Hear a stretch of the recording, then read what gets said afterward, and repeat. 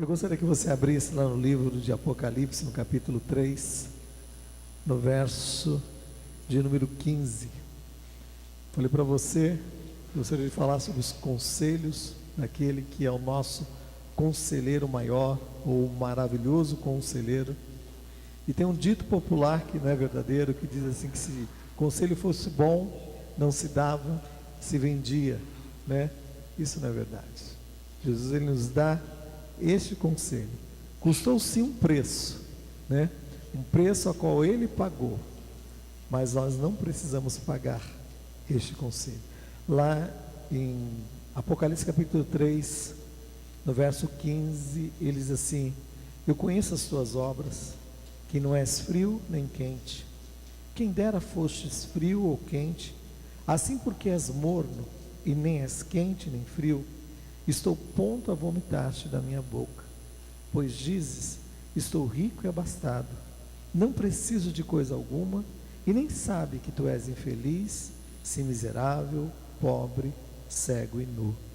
Aconselho-te que de mim compres ouro refinado pelo fogo, para que te enriqueceres, e vestiduras brancas para te vestires, a fim de que não seja manifesta a vergonha da tua nudez, e colírio para ungires os teus olhos, a fim de que vejas. Amém? Verso 18 diz o quê? Aconselho-te que de mim compres. Amém? O maravilhoso conselheiro que é o nosso Senhor está aqui presente. Amém? Eu quero compartilhar esses conselhos que ele deu a essa igreja. Essa igreja específica é a 7ª igreja a qual João, ali no livro de Apocalipse, traz da parte de Deus uma revelação tremenda. Ele começa, e as igrejas que ele vai falando, vai relatando, são 7 igrejas ali naquela região da Ásia. E para cada igreja, se você for fazer um estudo, tem uma época de vida, né?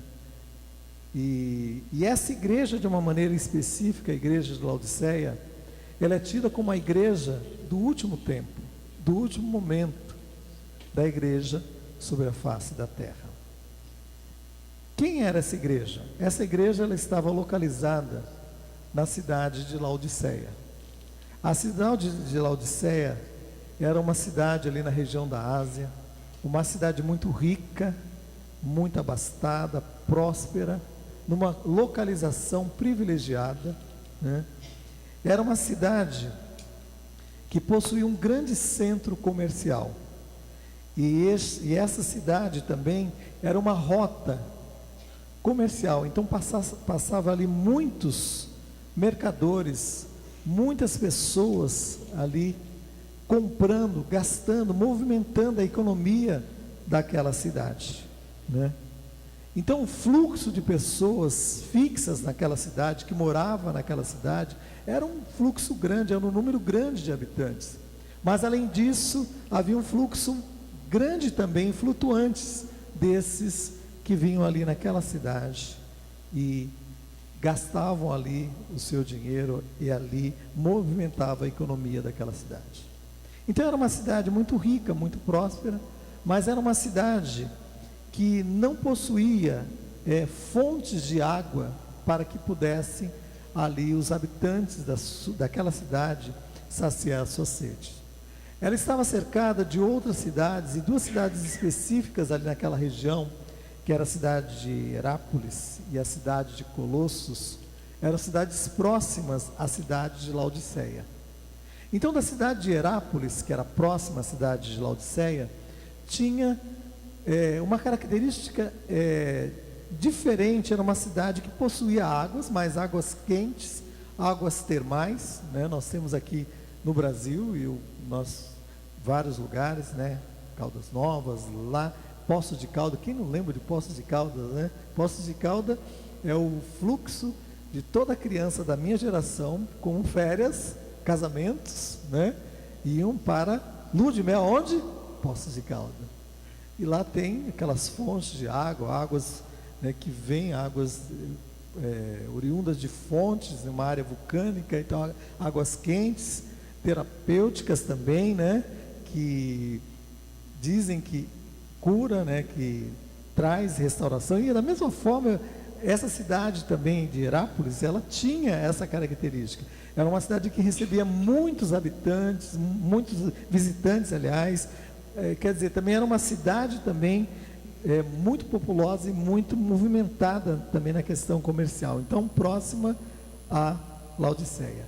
E a contraponto nós tínhamos Colossos, né? A cidade de Colossos, que é a cidade que possuía fontes de águas geladas, águas frescas, que vinham das montanhas.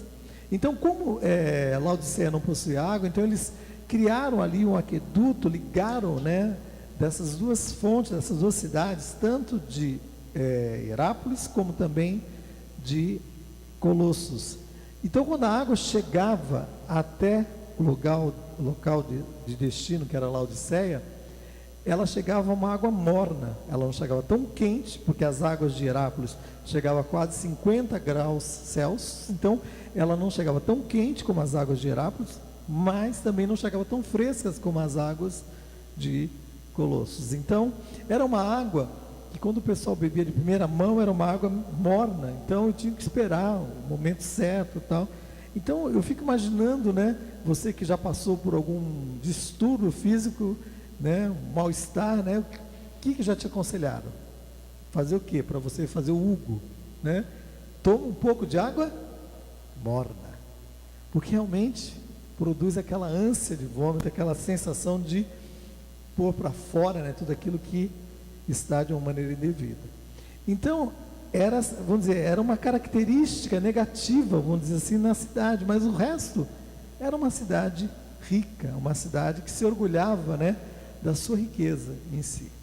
Tanto que Jesus, quando fala a essa igreja, e é Jesus falando a essa igreja, é Jesus trazendo o conselho devido a essa igreja, ele diz assim: olha, você diz, eu estou rico, eu estou abastado, nada preciso, e nem sabes que tu és infeliz, sim, miserável, pobre, cego e nu.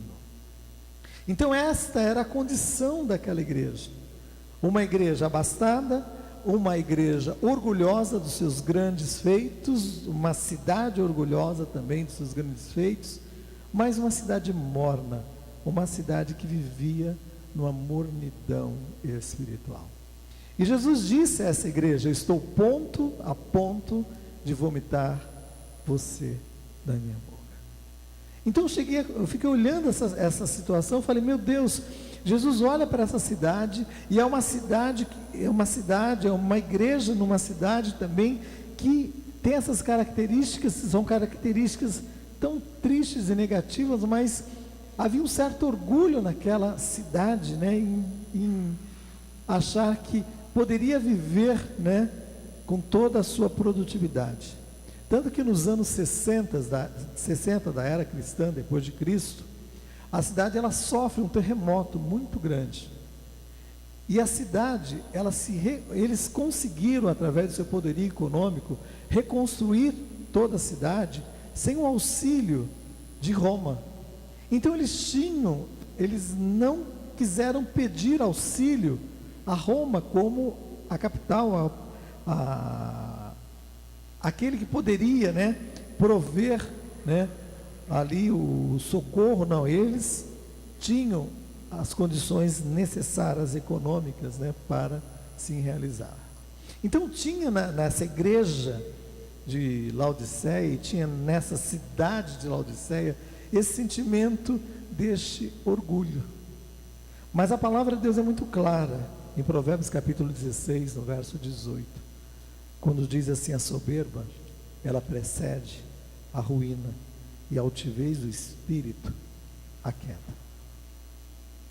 Então nós temos que ter muito cuidado, meu amado irmão, quando o orgulho vem e ele tenta entrar no nosso coração, ele vai encontrando o lugar devido, ele vai ali se alojando. E a palavra de Deus mostra de uma maneira clara que isso surgiu lá em Lúcifer, quando ele intentou no seu coração dizer: eu vou ser maior do que Deus.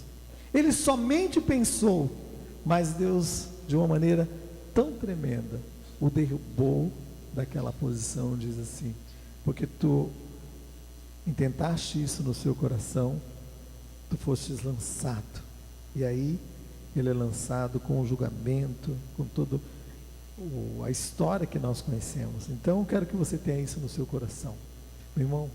Tenha o teu coração pronto a receber da parte de Deus o ensinamento devido, de aprender na escola da vida, porque essa escola da vida, ela nos ensina numa mão dupla, onde nós ensinamos, mas nós também retemos o ensinamento. Nós também somos ensinados, instruídos, e eu tenho isso no meu coração. Eu quero sempre estar pronto a aprender da parte de Deus. Eu quero sempre estar pronto para receber da parte de Deus a instrução devida. E a igreja de Laodiceia estava nesse contexto, e aí Jesus chega a essa igreja, em Apocalipse no capítulo 3, no verso 15, ele diz assim: eu conheço as suas obras, eu conheço a tua conduta. Então eu quero que você tenha isso no seu coração. Jesus conhecia a conduta daquela igreja, Jesus conhecia como aquela igreja estava procedendo fora dos momentos do culto, como Deus nos conhece, como Deus nos sonda e nos conhece o nosso sentar, o nosso levantar. De longe Deus entende o nosso pensamento, e ainda que nós possamos dizer: Deus, eu vou lá no mais profundo do abismo, lá o Senhor não vai estar, então lá eu vou pecar, lá eu vou fazer aquilo que é indevido. O Senhor vai dizer, como diz o Salmo 139, também lá, ainda que tu coloques a tua cama no meio do inferno, eu também estarei lá, porque não tem como você fugir da presença de Deus. Então eu quero que você tenha isso no seu coração. Este Senhor que te trouxe aqui nessa noite é o Senhor Todo-Poderoso, é o autor da vida, é o que conduz a nossa vida e conhece a nossa história, conhece o nosso assentar, o nosso levantar, e nós não conseguimos fugir da presença dEle. Nós estamos nu e sem roupa diante deste Deus, como diz a palavra dele. Diz assim: estamos nu diante desse Deus a qual nós temos que tratar. Então a igreja de Laodiceia, ela estava recebendo da parte de Deus essa instrução, essa orientação. E eu queria falar sobre três conselhos que Jesus dá a essa igreja. Jesus advertiu essa igreja, mas Jesus queria que através daquele ato, de receber a instrução e de obedecer e de se colocar diante do Senhor, as coisas iriam mudar no rumo da história daquela igreja. Como eu creio que muitas vidas serão mudadas, impactadas pela ação sobrenatural de Deus neste tempo histórico a qual nós estamos vivendo, que é o tempo da igreja de Laodiceia. Muitas vezes não é quente e nem é fria, mas está morna, está numa apatia espiritual, está no meio termo. O Senhor está dizendo: estou a ponto de vomitar. Então por isso que eu creio que hoje é tempo. Hoje que eu falo, hoje não é o dia de hoje, estou falando hoje, o tempo da ação sobrenatural de Deus, um tempo de grande avivamento, um tempo do mover sobrenatural de Deus, em meio a todo este caos, essa crise. Então o primeiro conselho que Jesus dá a essa igreja, ele diz assim: aconselho-te que de mim compres, o que? Ouro refinado pelo fogo. Ouro refinado pelo fogo, Apocalipse 3, no verso 18. O ouro é um dos metais mais preciosos sobre a face da terra, mas para que nós possamos reter o melhor que o ouro possa ter, este ouro que é encontrado nessa terra, ele precisa ser levado ao local onde ele é colocado em altas temperaturas, onde todos os demais metais indevidos que estejam ali, alojados naquela pepita de ouro, naquele local ali onde encontra ouro, vai ser retirado e vai ficar aquilo que é, em essência, precioso. Amém? Há um tempo desses atrás, numa cidade no Nordeste, e eu vi a reportagem, eles encontraram uma pepita de ouro e dizem que não sabe onde a pessoa está, porque na hora que encontrou, a pessoa saiu e vendeu, não sabe nem se está no Brasil mais essa pepita de ouro, e ali a gente via o local totalmente escavado, as pessoas assim fazendo um buraco, removendo, tentando na esperança de encontrar, né? Não uma pepita daquele tamanho que encontraram, que foi uma pepita de um tamanho grande, né? De um valor enorme, mas que seja uma menor, né? Uma pequena, para quê? Para que através, né, da comercialização daquilo que eles possam se encontrar, né, através de algo como ouro, possa trazer o recurso devido, né, para liquidar suas contas, suas dívidas. E essa busca por este metal é uma busca que ocorre desde o descobrimento do nosso Brasil. Desde que os portugueses vieram para o Brasil, né, no descobrimento, existe essa corrida frenética pelo ouro. E isso vai até o momento do Império ali, e continua entrando no século XX, entra na nossa geração. Nós temos o caso lá da Serra Pelada, aquele local onde encontraram vários lugares com ouro, mais um local que, juntamente com essa corrida frenética pelo ouro, por aquilo que é precioso, veio a prostituição, veio a morte, veio tantas coisas, tantas desgraças, né? Então eu creio que Jesus está falando a essa igreja: aconselho-te que de mim compre ouro provado pelo fogo. Jesus não está falando deste vil metal a qual nós temos aqui na face da terra, que é um metal precioso, valioso, que faz as nossas alianças ou qualquer outro objeto, né, precioso de joia. Jesus não está falando disso.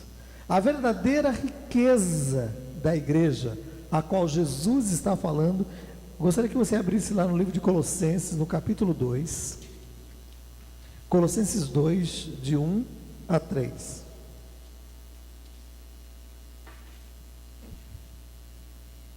O apóstolo Paulo, escrevendo a essa igreja de Colossos, aos irmãos dessa igreja tão próxima à cidade de Laodiceia também, ele diz assim: gostaria, pois, que soubesses qual grande luta venho mantendo por todos vós, e pelos laodicenses, e por quantos não me viram face a face. Já imaginou?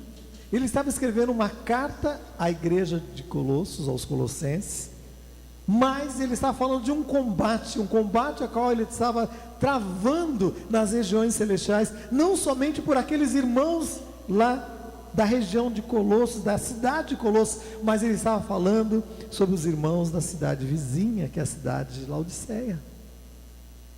Então, meu irmão, não somente a essas duas cidades, mas ele diz assim: a todos quanto não viram a minha face.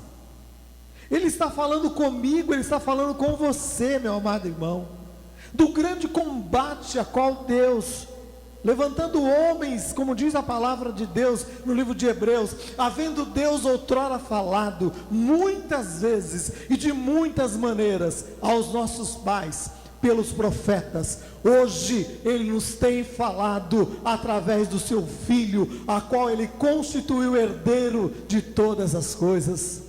Este Deus, Ele continua falando, porque é um Deus que conduz a história. Ele não está na expectativa do que vai acontecer na história. Tudo que acontece como história, todo fato histórico a qual nós estudamos ou vivenciamos, ou nós estamos vivendo um tempo histórico, Você está vivendo, e daqui a alguns anos você vai relatar, meu amado irmão, sobre este momento, como um fato histórico, onde você estava presente. Eu quero dizer para você, Jesus está olhando, está atento, Ele não está alheio, e o apóstolo Paulo está dizendo: olha, eu estou orando também por estes, e eu creio que a oração dele chega até nós nos nossos dias. E ele diz assim: por aqueles que não viram a minha face, para que o coração deles sejam confortados e vinculados juntamente em amor, e eles tenham toda a riqueza. Eles tenham toda a riqueza da forte convicção do entendimento, para compreenderem plenamente o mistério de Deus Cristo, em quem todos os tesouros da sabedoria e do conhecimento estão ocultos. Então, quando Jesus diz: eu estou orando, eu estou colocando diante de vocês, e aconselho que de mim compres o ouro refinado pelo fogo, Ele está falando dessa verdadeira sabedoria. Ele está falando da verdadeira sabedoria, a qual é Ele próprio. Ele diz: o verdadeiro mistério de Deus, Cristo, em quem todos os tesouros da sabedoria e do conhecimento estão ocultos. Meu amado irmão, o diabo tem tentado de todas as formas entrar e saquear dentro das igrejas, fazendo com que as igrejas estejam desanimadas, tristes, sem uma direção devida, vivendo muitas vezes longe do plano e do propósito de Deus, porque muitas vezes estão vivendo uma vida superficial, dentro de uma superficialidade, onde não entra, não se aprofunda nos relacionamentos, principalmente no seu relacionamento primaz com Deus Todo-Poderoso, com o Senhor Todo-Poderoso. E ele diz assim: é este Senhor a qual Deus colocou como Senhor dos vivos e dos mortos, este Senhor que nos revela os tesouros da sabedoria e do conhecimento. Provérbios capítulo 8, no verso 17, todo Provérbios 8, ele fala da sabedoria, e é interessante que no verso 17, a sabedoria começa a falar, e essa verdadeira sabedoria é um prenúncio do próprio Senhor Jesus. Ele diz assim: eu amo os que me amam, os que me procuram me acham, riquezas e honra estão comigo, bens duráveis e justiça, melhor é o meu fruto do que o ouro refinado, e o meu rendimento melhor que a prata escolhida. Ando pelo caminho da justiça e no meio das veredas do juízo, para dotar de bens os que amam e lhe encher os tesouros. Deus está falando dessa riqueza insondável. Deus está falando dessa riqueza insondável, e o Senhor está dizendo: eu amo aqueles que me amam, aqueles que me buscam vão me encontrar. Então, em meio a essa geração, meu amado irmão, eu creio, Deus está fazendo com que vidas como eu e você, que estamos aqui nesta noite, possamos ansiar e desejar mais essa profundidade deste conhecimento soberano de Deus em Cristo Jesus. De Deus em Cristo Jesus, onde estão escondidos todos os tesouros da sabedoria e da ciência. Deus quer nos levar a experimentar coisas mais profundas, meus amados irmãos, coisas preciosas, riquezas insondáveis. Nós não podemos viver nessa superficialidade. Isso vai trazer o que ao nosso coração? Esse sentimento de indiferença, esse sentimento de apatia espiritual, esse sentimento, sabe, de mornidão. Não espere apenas nós como igreja, ou as igrejas, ou alguns irmãos convocar você para orar, para interceder, para estar diante de Deus, para meditar na palavra. Não, meu irmão, busque, medita nessa lei de dia e de noite, se aprofunde mais e mais em conhecer ao Senhor, porque o Senhor diz nessa palavra, que Ele está dizendo em Provérbios capítulo 8, Eu amo aqueles que me amam. E aqueles que me amam e me buscam vão me encontrar. E eu creio que Jesus está marcando encontros com pessoas, não somente nessa noite, mas nessa geração, no mover sobrenatural dele, agindo com poder e com profundidade. Então Deus requer de nós essa profundidade neste caminhar com ele, porque você não encontra tesouro, você não encontra coisas preciosas jogadas na rua, não. Você não encontra esses bens preciosos se você não for buscar, se você não for atrás, se você não for incessantemente, né? Até no momento do desânimo, da tristeza, continuar ali a perseverar. Romanos capítulo 11, no verso 33, diz assim: ó a profundidade da riqueza, tanto da sabedoria e do conhecimento de Deus, quão insondáveis são os seus juízos e quão inescrutáveis os seus caminhos. Ó profundidade da riqueza e da sabedoria e do conhecimento de Deus. O apóstolo Paulo, escrevendo a estes irmãos de Roma, da igreja de Roma, ele relata nesse momento poético essa profundidade da riqueza, da sabedoria de Deus. Então eu quero incentivar você, meu amado irmão, a não viver uma vida cristã superficial, na superfície. Não, eu quero que você tenha profundidade nesse caminhar com Cristo. O profeta Ezequiel, quando relata lá em Ezequiel 47, no verso, Ezequiel 47, no verso de 3 a 6, diz assim: e mediu 1000 côvados, e me fez passar pelas águas que tocavam os meus tornozelos. Ele vai com uma medida, com 1 metro lá, e faz essa medida, 1000 côvados, mais ou menos 500 metros. Então ele mede, e ele manda que o profeta vá até aquele limite que ele tinha marcado. Então quando ele vai e entra naquelas águas, e anda em obediência àquele espaço devido, as águas, diz a palavra de Deus, estavam tocando nos tornozelos do profeta. Aí o Senhor diz: meça mais 1000 côvados, meça mais 500 metros, e aí peça para que entre mais e se aprofunde mais. E ele vai, mediu, e diz a palavra de Deus que as águas chegavam até onde? O joelho. Então, enquanto estava no tornozelo, ou enquanto estava no joelho, havia um controle.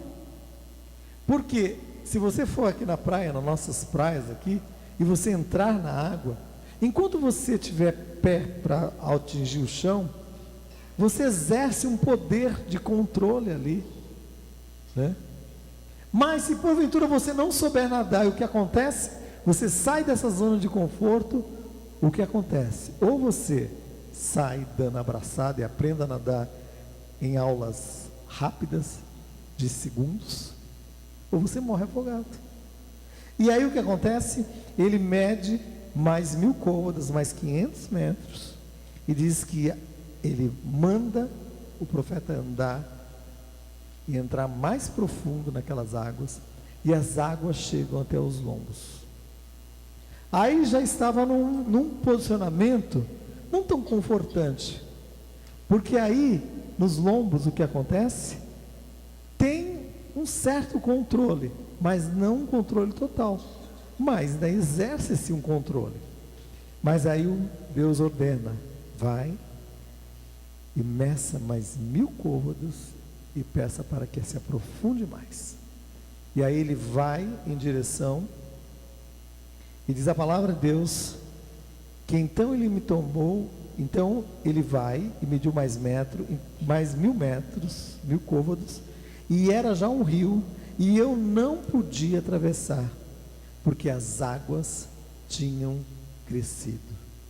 Então houve no coração do profeta uma sensação de descontrole próprio, porque ele estava ali, né, num grande rio, mas de repente o Senhor o toma pela mão e o Senhor o conduz até a margem do rio e o traz em segurança à margem do rio. E ali na margem do rio ele tem uma experiência tremenda com Deus, que ele vê ali várias árvores frutíferas, vê uma ação sobrenatural de Deus que ele não tinha visto antes. Então Deus quer nos levar a uma profundidade maior com Ele, a uma ação sobrenatural, onde Ele possa agir de uma maneira tremenda sobre a nossa vida, mas que Ele possa ter o controle total sobre as nossas vidas, que Ele possa nos tomar pelas mãos e possa nos levar, nos conduzir, não aonde nós queremos, mas aonde Ele quer nos levar, onde Ele quer realizar nas nossas vidas aquilo que lhe apraz. E aí, meu irmão, Deus quer nos levar a experiências mais profundas. Ele quer nos tomar pelos braços e nos conduzir a grandes descobertas. Eu quero que você seja inflamado, impactado pela ação sobrenatural de Deus. Eu quero que você saia daqui nessa noite, desejoso, ansiosamente, de buscar este ouro precioso, essa ação preciosa. E o próprio Senhor Jesus disse assim: eu não vou deixar vocês sós, eu vou enviar um conselheiro, eu vou enviar a vocês um advogado, aquele que vai estar lado a lado com vocês, que vai compartilhar com vocês dessa caminhada. Não vai ser um visitante que você vai dizer: ó Espírito Santo, vem e visita-nos, porque Ele não vai visitar. Ele é morador atuante. E como morador atuante, Ele vai entrar em lugares onde você não imagina que Ele vai entrar, porque como morador Ele tem o controle, o comando, e Ele vai limpar áreas que você nem imagina, áreas que precisam ser limpas. Porque se alguém chegar para você: eu vou na sua casa hoje. Ah, pode ir. Não, o que você vai fazer? Pelo menos o caminho do pastor, não o caminho do padre, do pastor. Você vai limpar, você vai deixar ajeitadinho. Não leva a visita para aquele cômodo. Por quê? Naquele cômodo você vai jogar tudo aquilo que você não vai mexer naquele dia. Só tem isso na minha casa ou tem na sua casa também? Toca tudo naquele armário. O que vai acontecer? A casa, todos nós fazemos isso. Não é porque nós vivemos de aparência, não é isso. É porque nós queremos receber alguém. Quando nós queremos receber alguém, queremos dar o melhor. Mas Jesus, Ele está falando: não, mas eu quero fazer isso diariamente na sua vida. E às vezes a gente é muito, como homem, muito, como diz assim, racional. Arruma a cama, para que arruma a cama? Então, aí minha mãe tinha umas ideias, né? Isso, não só minha mãe, acho que é a mãe de todo mundo. Imagina se alguém vem aqui, se alguém passar mal e entra aqui. Então, eu aprendi isso, é natural, já saio. Se eu sou o último a sair da cama, eu já puxo, já arrumo, já ajeito. Eu quero instruir você a fazer isso. Sabe por quê? Porque se a gente for olhar na forma racional, para quê? Vai desarrumar a noite mesmo, deixa assim mesmo e tal. Mas, meu irmão, o que Jesus está falando? Que Ele, como morador, que através do Espírito Santo de Deus, que Ele delegou, que Ele orientou, que estaria conosco todos os dias, nos conduzindo em toda a verdade. Ele vai nos guiar, porque Ele é o Espírito da verdade. Ele vai nos guiar em toda a verdade, em todo o caminho. Então, estando conosco a cada dia, Ele vai nos levar a uma experiência de uma profundidade de vida, não de uma faxina mensal, não, de uma manutenção diária nas nossas vidas. Porque a palavra de Deus diz assim: santifica-os na verdade, porque a tua palavra é a verdade. O Senhor disse para Josué, e Josué transmitiu ao povo, dizendo ao povo isso: santificai-vos hoje, porque amanhã o Senhor fará maravilhas no vosso meio. E este mesmo Deus, Ele está aqui presente, para trazer o ouro purificado pelo fogo, e o fogo é a ação do Espírito Santo de Deus, que convence o homem do pecado, do juízo e da justiça. Não tente ser convencido através dos teus conceitos, porque você não vai conseguir ser convencido.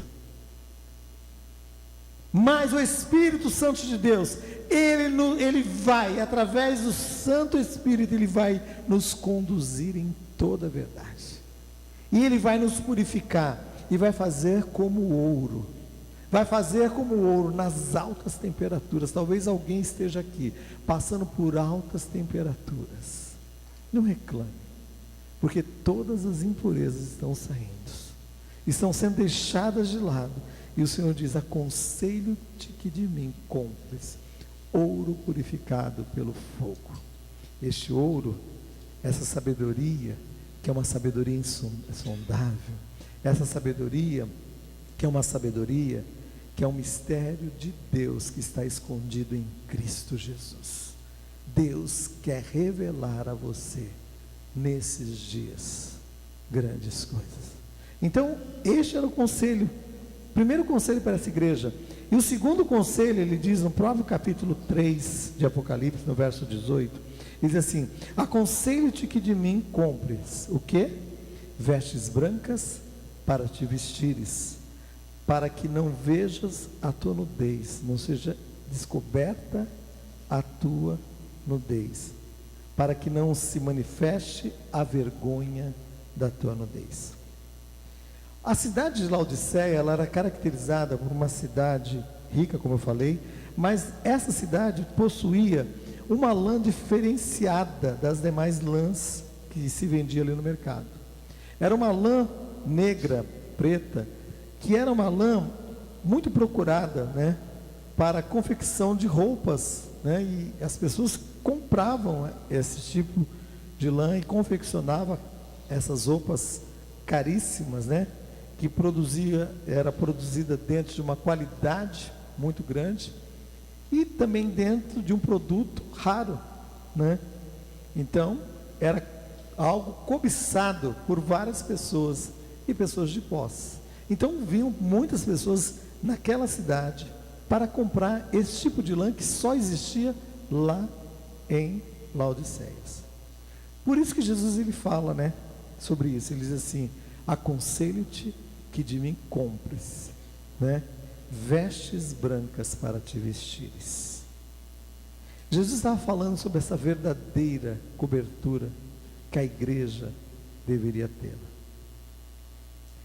Lá em Gênesis, no capítulo 3, no verso 7, o homem peca, e quando o homem peca, ele se viu nu, né, porque os dois, antes do pecado, antes do consumar do pecado, os dois estavam nus, e os dois não tinham vergonha.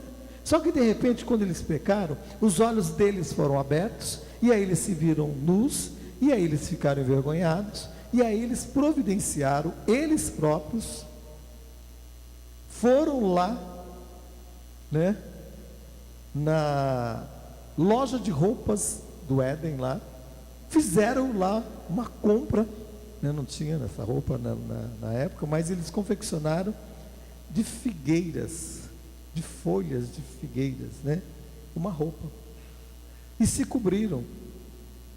Isso tudo no dia do pecado.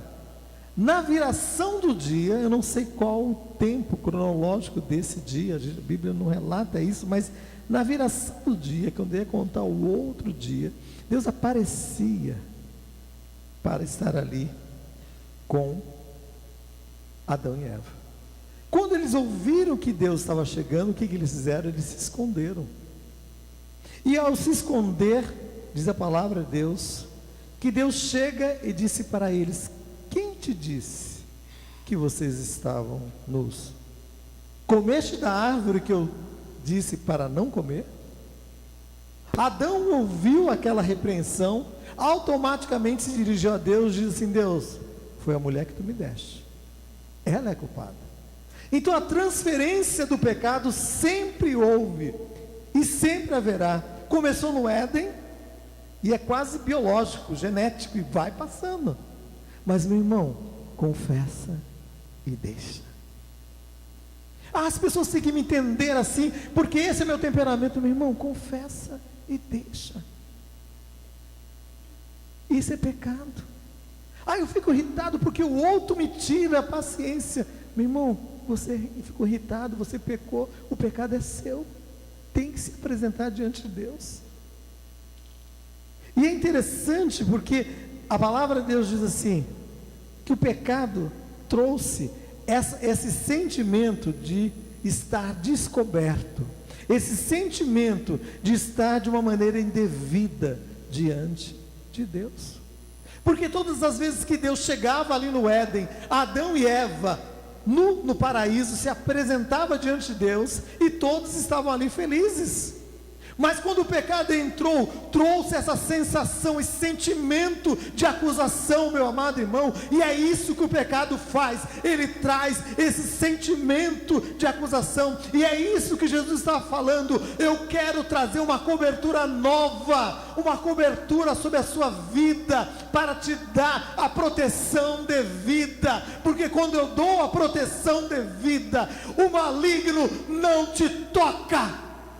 Não te toca. E aí Jesus diz: vestes brancas para que te vistas. E eu falei: Deus, mas por que? E faltava essa cobertura. E aí lá em Gênesis, no capítulo, antes de nós passarmos a questão da veste, Gênesis 3:21, diz assim, que Deus, ao ver aquela situação, Deus faz a roupa devida, faz a cobertura devida.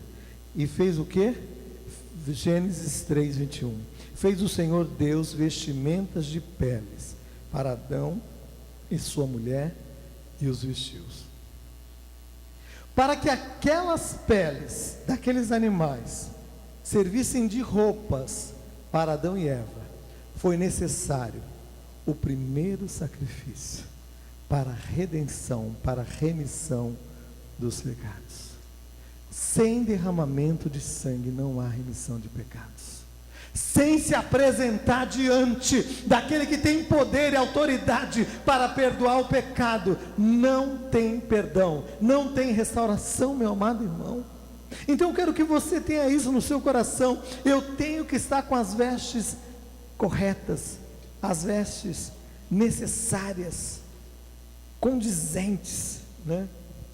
E é interessante porque Deus colocou essa veste devida, e para que essa veste devida fosse colocada sobre Adão e Eva, houve a necessidade de um substituto, de alguém morrer no lugar. Aqueles animais foram mortos para que a veste fosse feita.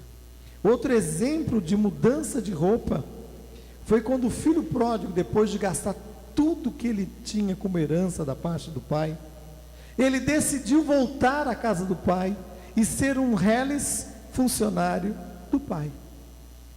Ele tinha consciência que ele tinha perdido o direito da herança, o direito de filho, de filiação, mas ele se achega diante do pai. E quando ele se chega diante do pai, o pai vê as condições daquele filho. E é interessante, porque quando ele chega acabado, ele chega destruído, ele chega sujo, as roupas indevidas, e o pai, diz a palavra de Deus em Lucas, no capítulo 15, quando você lê esse relato, diz que o pai de longe observou e viu o filho chegando. O pai viu o filho debaixo daquela cobertura total indevida. Ele viu talvez pelo jeito de andar, porque as características eram outras. O pai foi, abraçou, e eu quero que você tenha isso no seu coração, meu amado irmão. Que a graça do Senhor venha sobre a sua vida, dando a você essa cobertura devida sobre a sua vida, e essa cobertura também, para que você possa com misericórdia ir em direção ao outro, e levar essa vestimenta, e levar essa cobertura de vida. E diz a palavra de Deus que o pai abraça o filho e o pai dá ordem aos funcionários da sua casa, dizendo: pega o meu filho, tira essa roupa velha, essa roupa suja dele, está lá em Lucas 15, 22, diz assim: trazei depressa a melhor roupa e vestiu. Trazer depressa a melhor roupa. E eu creio que quando ele traz ali a melhor roupa, ele não precisou dizer, né? Porque eu lembro dos meus filhos, era pequeno, vamos tomar banho então. Aí eles entravam no banheiro, daqui a pouco, rapidinho saía. Eu falei: não, volta lá, vamos. Aí a gente dava uma faxina geral, né? Olhando a orelha, olhando tudo. Então, o que acontece? Por quê? Se bobear, queriam lavar só os pés, sair e colocar. Não, a roupa é limpa, a roupa é nova, então vamos dar uma faxina geral aí. Então, foi isso que foi feito com aquele jovem. Tudo foi colocado de uma forma devida, para que a roupa devida viesse e coubesse certinho naquele jovem. Deus quer que nós compremos dele vestes brancas para nos cobrirmos. Essas vestes brancas vêm sobre as nossas vidas, trazendo o novo de Deus, a ação sobrenatural de Deus. Em Efésios capítulo 4, no verso 4, de 22 em diante, diz assim: meu irmão, Paulo escrevendo à igreja de Éfeso, ele diz assim: no sentido ao trato passado, despojeis do velho homem. Despoje do velho homem, que se corrompe pelas vontades do engano, e vos renoveis no espírito do vosso entendimento. E aí ele diz assim: e vos revistais do quê? Do novo. Se revistai do novo homem, criados em Deus, em justiça, retidão, procedentes da verdade. Então Deus quer fazer algo novo na nossa vida, mas Ele não faz em cima do que é velho. Ele tira o que é velho, Ele transforma e faz o novo, e faz algo novo. Por isso, se alguém está em Cristo, eu profetizo nesta noite, se alguém está em Cristo, é nova criatura. As coisas velhas já passaram, tudo se fez novo. Tu estás com roupas novas sobre a sua vida. Há uma cobertura nova sobre a sua vida. Por isso que ele diz assim: se despoje do velho homem. Essa ação sobrenatural é de Deus, é do Espírito Santo de Deus, mas tem que haver a participação do homem. Se despoje, tem que ter a vontade, tem que ter o querer do homem. Há essa participação, meu amado irmão, conjunta. Deus não está ali dizendo: eu quero salvar esse, esse não, não. Graças a Deus que Ele não faz isso, porque essa é a nossa característica. Eu gosto tanto ali da Neide e de Josué, salva os dois. Aquele grandão ali não, põe ele para fora. Não, nós somos dessa maneira calculistas. Enquanto nos favorece, talvez nós tenhamos uma escolha, mas amanhã muda. Mas Deus não. Dentro de das características de Deus, uma delas, dos atributos de Deus, imutabilidade. A palavra de Deus diz que Cristo, o nosso Senhor, Ele veio para que todo aquele que nele crê não morra, mas tenha vida eterna. Palavra de salvação está sendo semeada, está sendo orientada, dada, e todo aquele que nele crê tenha vida eterna. A palavra de Deus diz: se o Espírito daquele que ressuscitou Jesus dentre os mortos, Ele habita em nós. No momento que nós cremos, o Espírito Santo de Deus, Ele passa a habitar nas nossas vidas. Ele nos convence do pecado, do juízo e da justiça.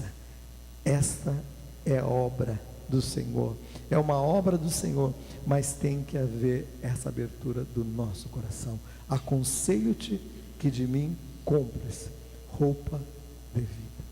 E é tão interessante porque assim, se nós fôssemos pagar por essa roupa, a gente ia ficar, não temos teríamos condições de bancar o valor devido. Mas Deus, Ele foi lá, comprou a roupa e disse para os anjos: olha, fulano vai vir aqui e ele vai pegar essa roupa. Na hora que ele for pagar, ele não vai ter o dinheiro. Você pode dar roupa para ele, porque já foi paga. Tem um bônus de Jesus. Paga. E é interessante porque aqui ele fala assim: olha, vestes brancas para te vestires. E é interessante porque todos aqueles que trabalham, principalmente na área da saúde, nos hospitais, usam a roupa branca, porque a roupa branca você consegue detectar a sujeira, aquilo que é o invasor, vamos dizer, por menor que seja. Porque se eu colocar aqui um pano branco com uma manchinha preta ou uma manchinha de uma outra cor, você vai olhar e você vai detectar o quê? A mancha. Porque todo o pano está branco, mas aquela manchinha, ela destoa. Então eu fico imaginando quando Jesus diz assim: olha, vocês têm aí na sua cidade de Laodiceia esta lã de qualidade tremenda, uma lã caríssima, mas eu quero que vocês se vistam de uma lã muito mais rara, muito mais preciosa, que vai produzir uma roupa branca, uma roupa que vai dar a vocês a condição devida de estar na minha presença. E é interessante porque lá no livro de Zacarias é um dos últimos livros do Antigo Testamento. Zacarias, depois Malaquias. Então Zacarias é o penúltimo. Zacarias 3, no verso 3 a 5, diz que o sumo sacerdote Josué estava diante do Senhor ali para servi-lo, para apresentar suas ofertas. E diz a palavra de Deus que veio um anjo. E juntamente com um anjo veio Satanás. Então eu quero que você entenda, meu amado irmão, não baixe a guarda. Existe um opositor, o inimigo da nossa alma, que batalha incessantemente, buscando a quem possa tragar. Então a palavra de Deus diz que quando ele se aproxima, e está ali o anjo, está ali Josué, o sumo sacerdote, para apresentar o sacrifício, o Satanás começou a se opor, porque havia algo indevido nas vestes de Josué. Isso pode ocorrer na sua vida, na minha vida, meu amado irmão. O pecado pode vir, mas ele não pode ficar alojado no nosso coração, porque ele vai trazer um peso, vai trazer uma angústia, uma tristeza, vai trazer uma destruição, uma oposição do inferno, como aconteceu ali com Josué. E o Senhor chega e disse para o anjo: tire a roupa suja de Josué. Então eu quero que nós tenhamos isso no nosso coração, meu amado irmão. Se confessarmos os nossos pecados, Ele é fiel e justo para perdoar os nossos pecados. A cada manhã, meu amado irmão, ore pedindo a Deus que dê o discernimento devido ao seu coração. Senhor, eu não quero pecar, eu não quero pecar contra o Senhor. Talvez numa palavra mais dura com alguém, talvez numa palavra de indiferença em relação a alguém, talvez numa atitude, porque uma atitude a gente mata, não precisa ter uma arma de fogo, mas a gente mata com a língua, mata com os olhos, mata com a mente, mas o Senhor diz: tira a roupa suja de Josué. Era uma roupa pronta para apresentar ao sacrifício, mas era uma roupa que estava uma mancha suja, e o Senhor diz: não, o diabo não vai ter condições, legalidade para se opor. Tira a roupa suja. E a palavra de Deus diz lá em Zacarias 3, de 3 a 5, diz assim: o sumo sacerdote trajando vestes sujas, e o Senhor disse: tirai as vestes sujas, ponha turbante limpos e ponha vestes próprias. Meu amado irmão, Deus mostra isso num dos últimos livros do Antigo Testamento, mostrando a seriedade de Deus, falando do sacerdote, falando Daqui, nós não estamos isentos, meu amado irmão, de pecados. Por isso eu quero que você tenha isso no seu coração, meu amado irmão. As pessoas às vezes olham e falam assim: ah, aquele pastor é santo, então vou andar com ele. Irmão, anda com Jesus.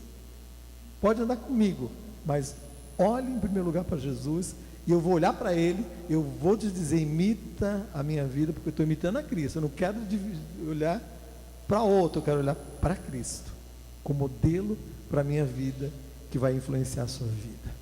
Mas que você seja modelo também, que você seja referência também. Não coloque esse posicionamento como se o outro que está ali, numa posição de um departamento, de uma posição sacerdotal, ele está isento do pecado. Não, meu irmão, ore, interceda, abençoe, esteja orando. E o Senhor falou: não, tire a roupa suja e coloque roupa limpa, turbante, vestes limpas, para entrar na minha presença. E aí o que acontece lá em Efésios, no capítulo 4, no verso de número 25, no capítulo 4, do verso 22 em diante, ele fala assim, até o 24, ele diz assim: despoje do velho homem, tire do velho homem. E aí no 25 ao 31, ele fala daquilo que deve ser retirado, das vestes indevidas. Ele diz assim: por isso, deixando toda mentira, fale a verdade ao seu próximo. Aquele que roubava, não roube mais. E eu fiquei imaginando, meu Deus, ele está falando com crente. Mas crente rouba? Mas crente fala mentira? E aí ele está falando: aquele que falava mentira, deixe a mentira e fale a verdade. Aquele que roubava, não roube mais. E aí ele diz assim: não saia da vossa boca nenhuma palavra torpe, e sim unicamente a que for boa para a edificação, que dê graça àqueles que ouvem. Que dê graça às pessoas que estão do seu lado. Primeira coisa que eu vi Deus agir na minha vida foi mudar o meu linguajar. De 10 palavras que eu falava, 9 eram palavrões. E Deus mudou e transformou a minha vida. Transformou de uma maneira tremenda, meu amado irmão. Que hoje eu posso dizer, há 35 anos que eu sou convertido.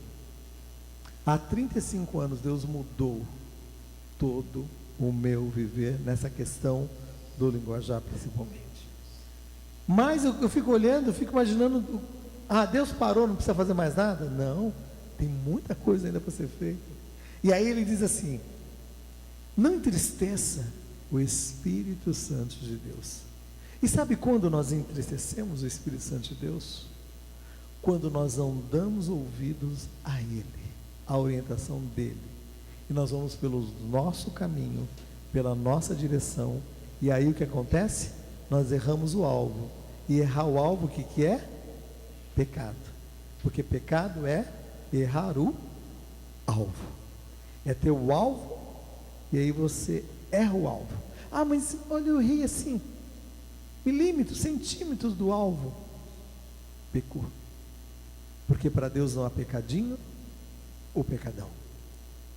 Deus está falando com o ser humano, dizendo assim: ao errar o alvo, você vai entristecer o Espírito Santo. E aí ele diz mais: longe de vós toda a amargura, longe de vós toda a cólera, longe de vós toda a gritaria, longe de vós toda a blasfêmia, longe de vós toda a malícia. Ai, Jesus! E aonde nós vamos encontrar essa igreja? E o Senhor falou: eu estou ataviando essa igreja, uma igreja a qual vou apresentar diante do Pai, uma igreja sem ruga e sem mácula, uma igreja santa. Meu irmão, Deus está trabalhando na tua vida. Ah, mas pastor, eu não sou esse blasfemo, eu não sou esse malicioso. Mas às vezes guardamos no nosso coração amargura. Amargurados, quantos amargurados dentro de igrejas, amargurados, com raízes de amargura dentro do coração.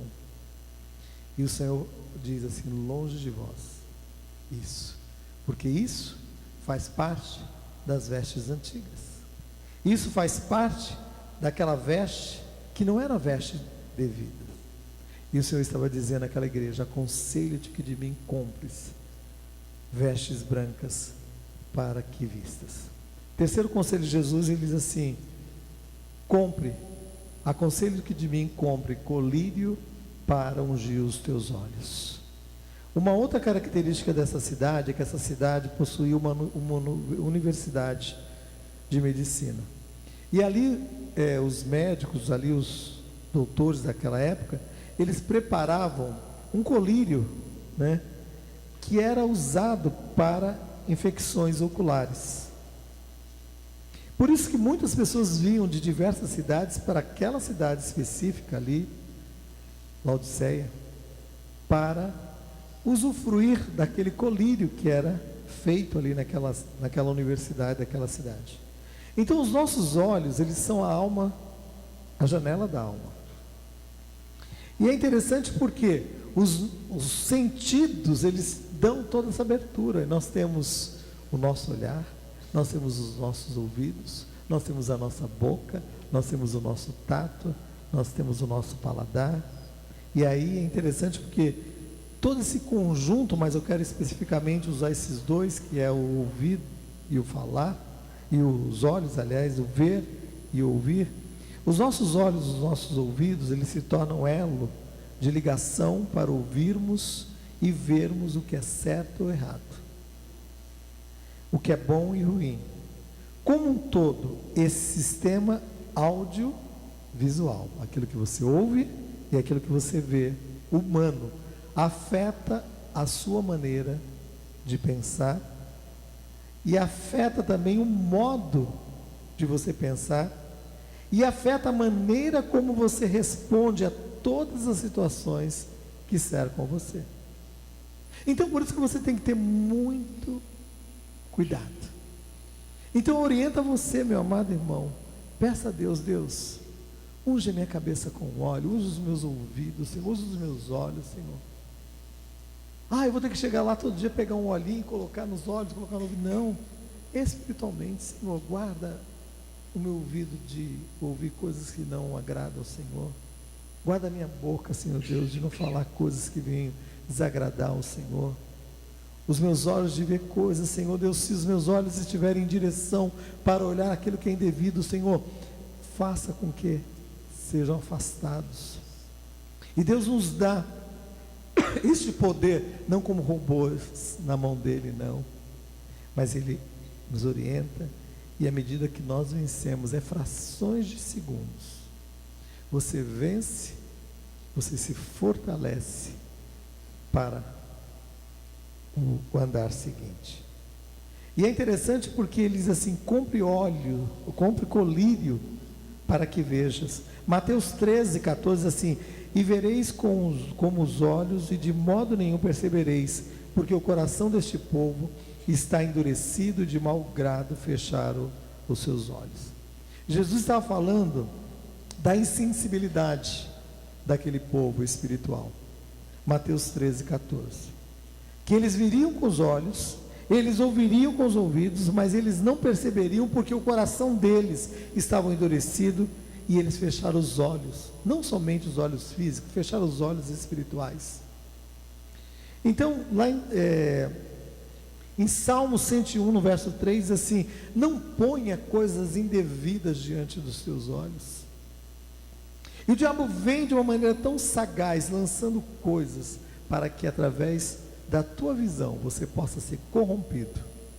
E é a primeira porta que ele faz. E aí o diabo, ele começa a colocar confusão. E tem uma propaganda de TV que a gente vê, de a propaganda é interessante. O alvo que eles apresentam não é, mas diz assim, o outro olha e diz assim: fulano de tal está usando aquela roupa. Aí outro, ela assim, o outro falando, ela usa porque ela quer. Então, quer dizer, está falando matando com a língua. Você pode matar com a língua, Porque ao matar com a língua, você viu primeiro, você observou, você analisou, você trouxe para dentro o seu julgamento.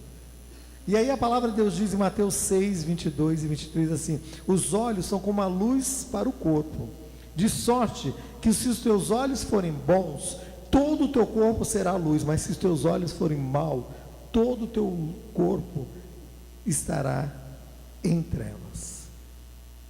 E para terminarmos, eu quero que você tenha os teus olhos limpos pelo Senhor. Eu quero que você veja com o olhar do Senhor, com esse colírio que possa trazer algo de limpidez no teu olhar. E aí o apóstolo Paulo resume isso, os últimos 2 versos que eu gostaria de ler, Filipenses 4, 8 e 9, diz assim: finalmente, irmão, tudo que é verdadeiro, tudo que é verdadeiro, tudo que é respeitável, tudo que é justo, tudo que é puro, tudo que é amável, tudo que é de boa fama, seja isso que ocupe o vosso pensamento. O que aprendeste e recebeste e ouvistes e viste, observaste, olhaste em mim, isso praticai. Praticai.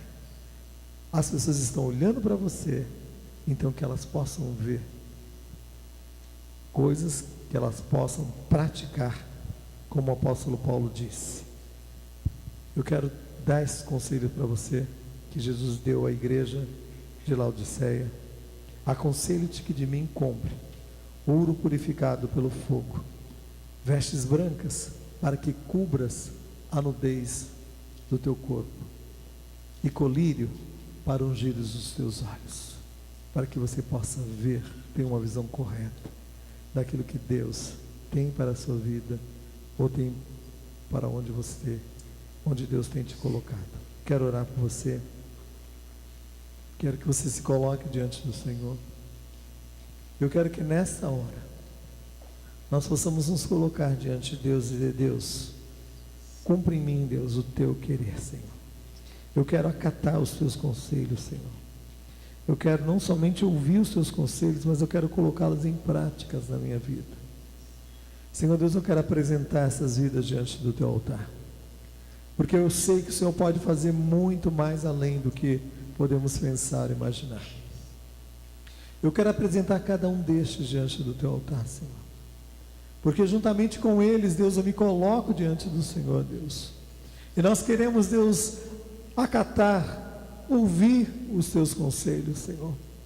Nós queremos ser orientados à luz da tua palavra, Senhor Deus, para que nós possamos experimentar, Senhor Deus, no nosso viver diário, um viver, Senhor Deus, numa profundidade muito maior, Senhor. Uma profundidade que possa nos levar, Senhor, a conhecer mais e mais do Senhor, Deus, a compartilhar mais e mais dessa nova vida em Cristo Jesus. Deus, que as nossas vestes estejam limpas, que nós estejamos limpos diante do Senhor, Deus, e que não haja nada que venha trazer transtorno, Senhor, ou acusação, Senhor Deus. Nós queremos colocar tudo diante do Senhor nesta hora. Unge os nossos olhos, Deus. Nós queremos ver, através deste novo olhar, Senhor, tudo de bom que o Senhor tem para realizar nas nossas vidas, e tudo de bom que o Senhor está realizando nesta vida, Senhor, que está do meu lado, que está próximo a mim, que está ali na minha casa, que está aqui na igreja.